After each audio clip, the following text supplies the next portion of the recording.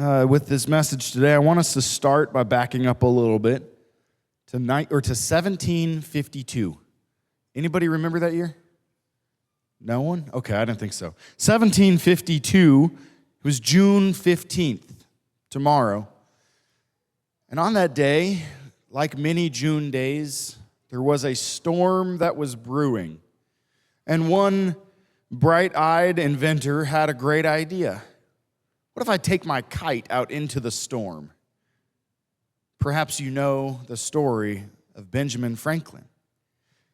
It was 274 years ago tomorrow that he flew that kite in the storm, and we get the great story of all of his discovery of electricity. Not that he was the first to discover it, but how he began to realize how it transferred through wires and could be contained in some way. Now, to understand why I'm starting here, I'm going to actually jump ahead to this week. Something really big happened this week. Maybe you guys have heard of it. There's this little company called SpaceX. Anybody heard of that one? A few of you. For those of you who don't know, SpaceX is a space exploration company that also has a massive satellite launching business and satellite internet, and it's mostly owned and led by a man named Elon Musk. If you've never heard of him, I'm impressed. Elon Musk, as the owner of this company, did something this week that's never been done before. It became a publicly traded company. And in its initial public offering, its opening day launch, it launched with a valuation over $1 trillion. And the launch of that valuation and the amount of the company that Elon Musk owned, from the moment that company became public, Elon Musk became the world's first trillionaire. Now, if you don't know how big a trillion is, just look at it for a moment. 1 trillion.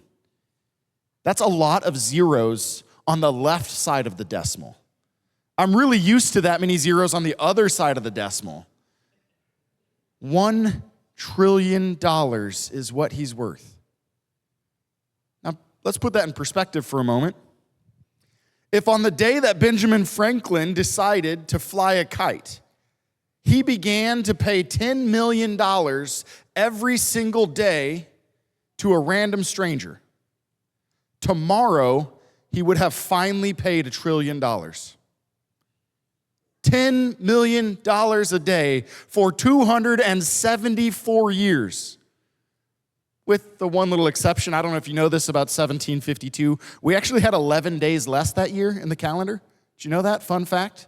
That's the year we switched to the calendar we currently use, and we moved the new year from March 25th to January 1st, and so they lost 11 days because time is kind of irrelevant. We can kind of make it up, but we can't gain more. But imagine that $1 trillion would take 274 years to pay if you gave $10 million a day. That is a worth I can't even begin to fathom. For one individual to have that kind of wealth is unimaginable, and not only that, it seems made up. What does that even mean to have that kind of wealth? Well, let's think about it this way. If you took $20 bills and you stacked them up, and you took a 3 by 3 by 3 pallet of $20 bills, and you had 1,000 of those pallets, that would be $1 trillion. Could you imagine that kind of worth? I'd like you to join me in Exodus chapter 19.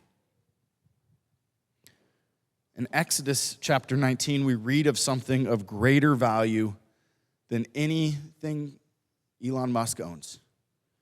Something of greater value than even anything we could fathom or comprehend. Exodus chapter 19, if you don't know the story, let me tell you what comes right before this. So far in the story, God has made all things and everything has broken, and he has chosen a people through a man named Abraham, that these people will be his forevermore. And through these people, the whole world will be blessed.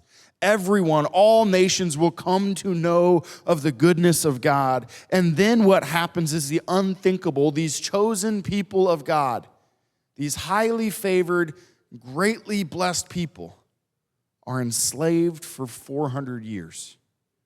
And God comes in power and might and shows off his mercy as he spares them in what's known as the Passover, where he came in judgment upon those who were against his people, and he rescued them.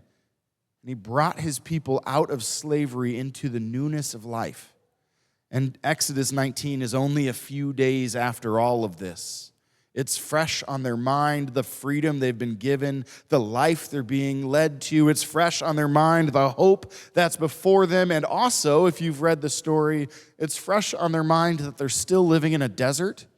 And living in a desert is hard, and they're hungry, and they're thirsty, and they're grumbling, and they're tired. And in the midst of all of this, God prepares to meet with his people on a mountain. And this is where we pick up in Exodus 19. Beginning in verse 2.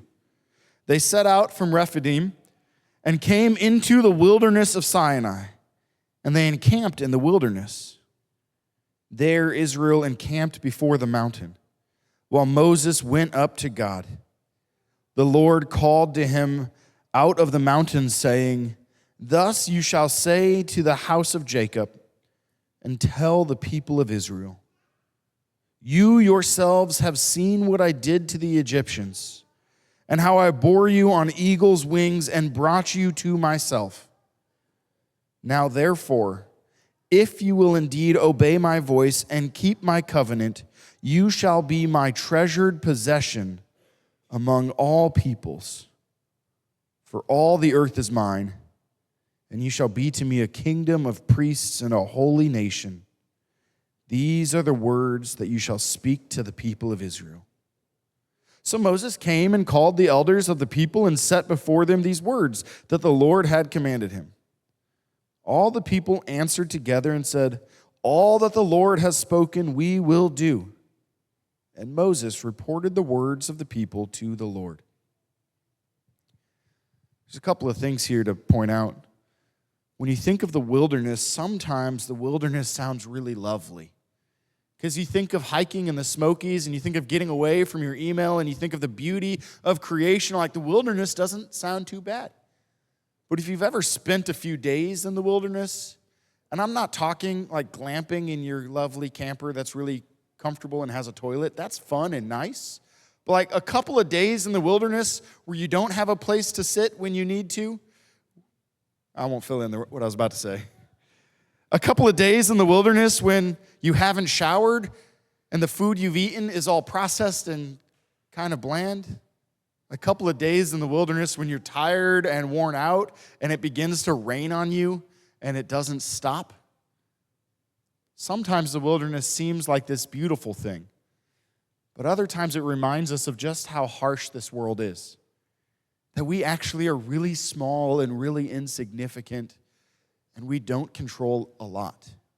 For the people of Israel, the wilderness repeatedly throughout the story of the Old Testament was this dual reality. On the one hand, it was the place of hardship and pain and sorrow and suffering. And also, it was the place of solitude. Something that draws us into the wilderness time and time again is this sense of getting away, leaving behind all that we know and finding that inner peace that comes from recognizing we're not in control. We aren't the biggest one out there. There are bigger things that could eat us. There are more scary things that could kill us. There are more scary things like rain and lightning storms and all kinds of pain. And sometimes that is terrifying, but sometimes that's really freeing. The world will spin with or without you. It doesn't hang on your shoulders. It says that Israel is in the wilderness. Was it in the sense of solitude or the literal place they were in, which was a desert? Maybe both. And there they come to this mountain where they're to meet with God, and God speaks.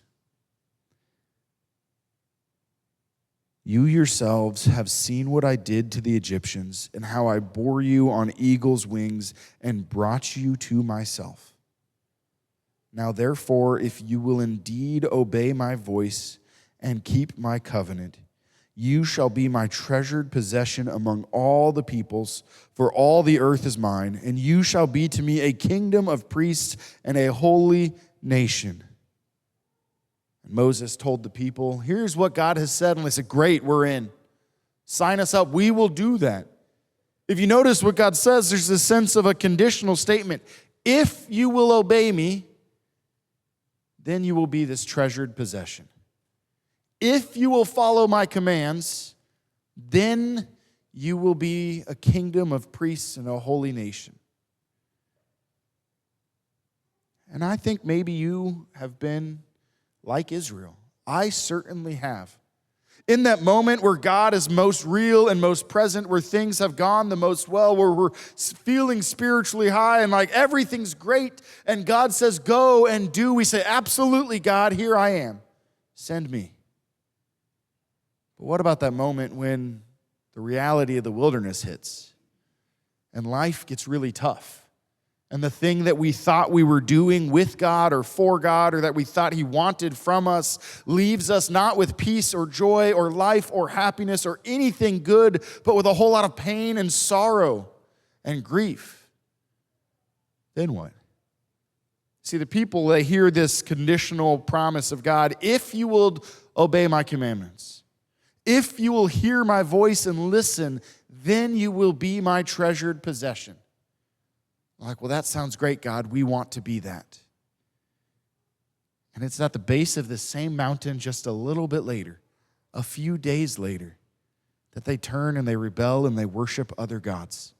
They make gods in their own images, and they run from this God who just rescued them, who just demonstrated all of His power and might and His love and mercy, all of His goodness. This God who just promised, you will be mine, for I have brought you to myself. And they turn and they wander away. I can't tell you the number of times in my life where I do the same. I know the goodness of God. I can tell you about God, and yet, moment after moment and time after time, I'll pursue something else instead. But God says, if you will obey me, then you'll be my treasured possession. Growing up, I really struggled with this because I wanted to be the treasured possession, the kingdom of priests, the people of God. I wanted all of God's goodness, and yet what I found in myself time and time again was I never seemed to measure up. If you will obey me, but I never seemed to do it well. And yet the really beautiful thing in this story, even as God gives this conditional promise, if you will, then I will. This story doesn't stop with the people saying we're going to do it and falling short. It continues.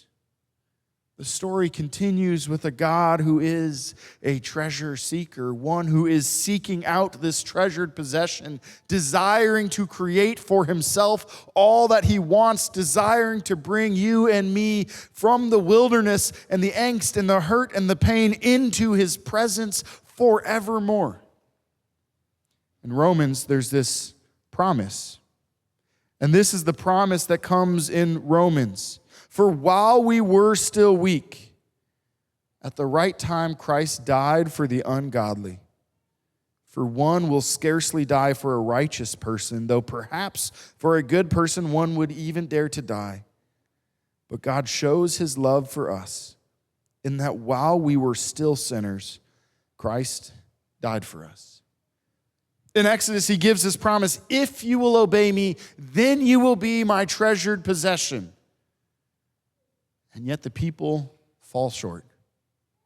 But our God is a treasure seeker, seeking out His treasured possession, desiring to bring His treasured possession to Himself. And it says in Romans, while we were still sinners, broken and turning away, doing as we please and making idols in our image, gods who fit our needs and gods who look like what we think He should look like, while we were there, God sought us out and brought us back.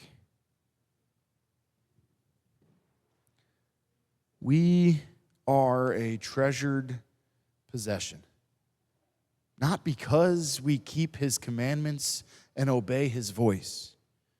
We are a treasured possession because he loves us even while we're sinners. And we talk about love so much in our culture today, it's really difficult to actually stop and believe it. I remember when I was younger, I asked my dad, "Dad, how do you know when you're in love?" And of course, this was in the context of my first crush, and I knew I loved her. I loved her so hard, but I would never talk to her because then I might get embarrassed. How do you know when you're in love? And my dad gave me the worst answer possible. He said, "You'll know." What? And you know what happened? I did not know. I thought I was in love so many times, and I was not. I was infatuated with pretty girls. I liked the fact that they talked to me sometimes. I really enjoyed how I felt when we were together, and they made me feel like I was somebody special. But I did not know what love is. Then I got married, and I had a few kids, and I began to learn what love is. Love is staying awake all night because your child is screaming because they can. And love is choosing not to shake them when you want to, and cleaning up yet another blowout that's now all over you. And love is caring for them when they scream at you. And love is pursuing them to remind them of how valuable they are, even when they keep getting it wrong. And love is this deep desire. It says, I'll give whatever it takes for them. Christ loved us so much that while we were still sinners, while we were still far off, he would give everything for you and for me. Because you and I are a treasured possession, not when we get it all right, but because God says so anyway. I was reading a book about what we believe as Christians, and in this book it was describing the love of God, and it used the imagery that I think is really helpful. God's love is like the sun. The sun does not radiate light because it wants to. It doesn't radiate light because we need it to so that we can have a perfectly balanced temperature on this earth to sustain life. No, it doesn't radiate light for any reason other than that's what a star does.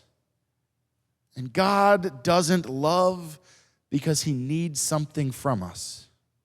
He doesn't love because we're worthy of love in and of ourselves. He doesn't love because we've asked him to or we've fixed our mess. He simply loves because that's what he is.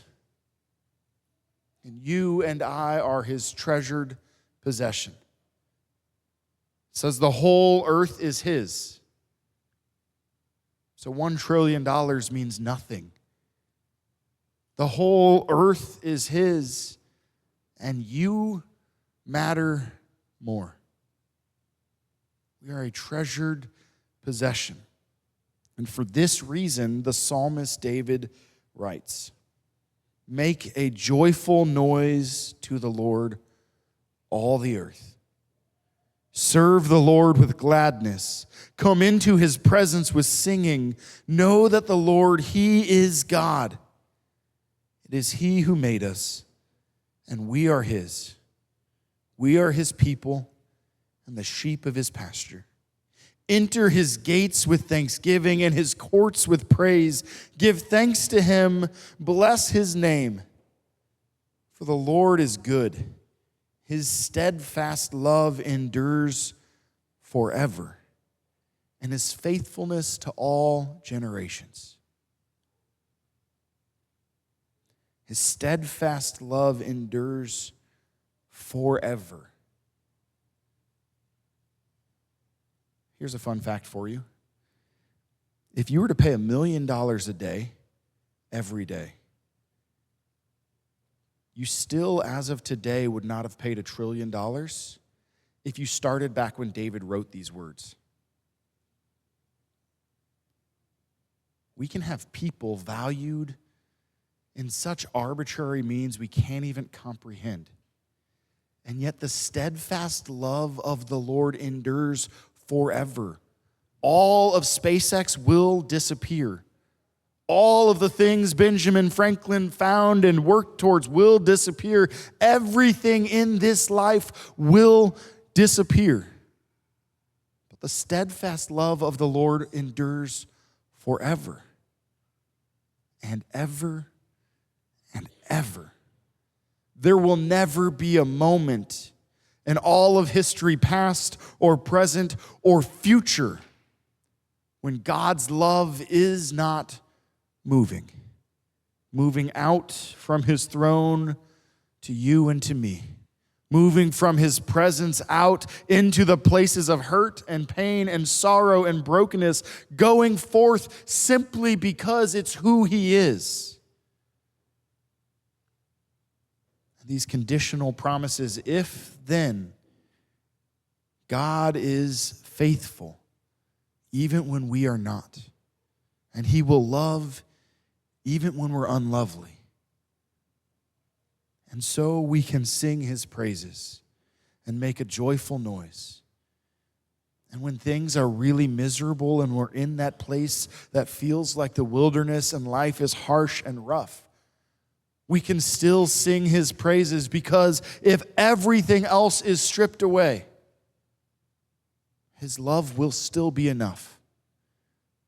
And as a treasure seeker, God is not sitting back waiting for us to discover his love.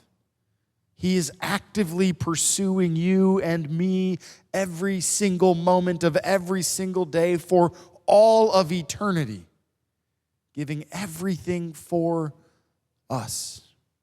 And not just for us, for our neighbors who are broken and hurting, for the world around us that is feeling the weight of sin, the separation from God, that is longing to be loved. God has poured out his love to you and me, that we can be a kingdom of priests, a holy nation, a people who pour that love back into the whole of creation around us. A people who pour that love back into those who don't want to be loved, and into those who do not love us, and into those who are near and those who are far, that we can be a people who pour out generously as he pours in over and over and over again.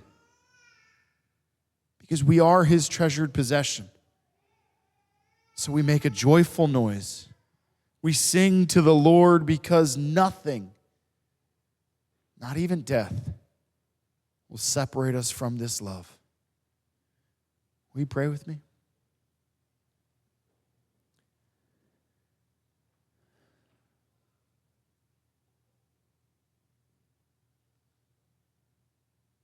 God, we talk about love so often that it seems so empty. But we are your treasured possession, and you seek us out.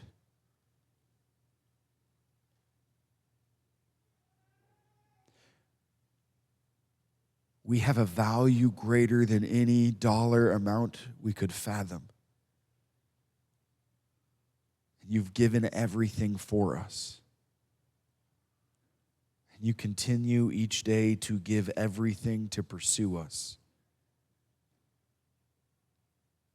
that we might be your kingdom of priests, your holy nation. That the whole world would know your goodness and your love through us.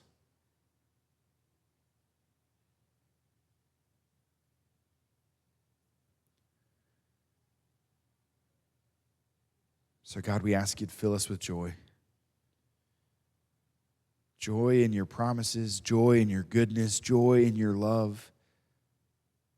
That in the harsh and painful and difficult wilderness, you would be our strength. And in the times when you are near and we're there in the mountain and we know your presence, would you still be our strength? God, we thank you that even when we run, you pursue and you love like we can never imagine. May we live today in that hope and that promise. In Jesus' name we pray. Amen.